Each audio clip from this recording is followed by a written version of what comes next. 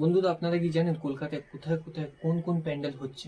বলি শুনুন। কল্যাণীতে রথতলাতে হচ্ছে আমেরিকার স্বামীনারায়ণ প্যান্ডেল। বন্ধুরা, এই প্যান্ডেলটার উচ্চতা হলো 200 ফুট। দ্বিতীয় নম্বরে আছে কল্যাণী ITI মোড়।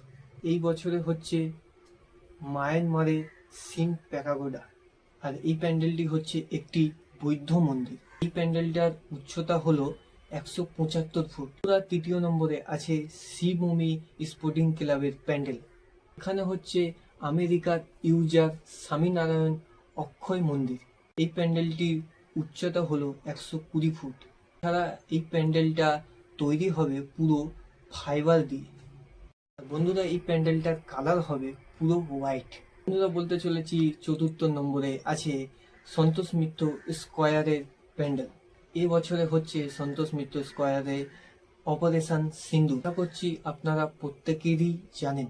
কিছুদিন আগেই আপনারা জানেন ভারত এবং পাকিস্তানের মধ্যে যে অপারেশন সিন্দুর যে মিশনটা হয়েছিল, সেই মিশনটাই কিন্তু এখানে তুলে ধরার চেষ্টা করা হচ্ছে। বন্ধুরা, এই অপারেশন সিন্দুরের প্যান্ডেলের উচ্চতা হলো 115 ফুট।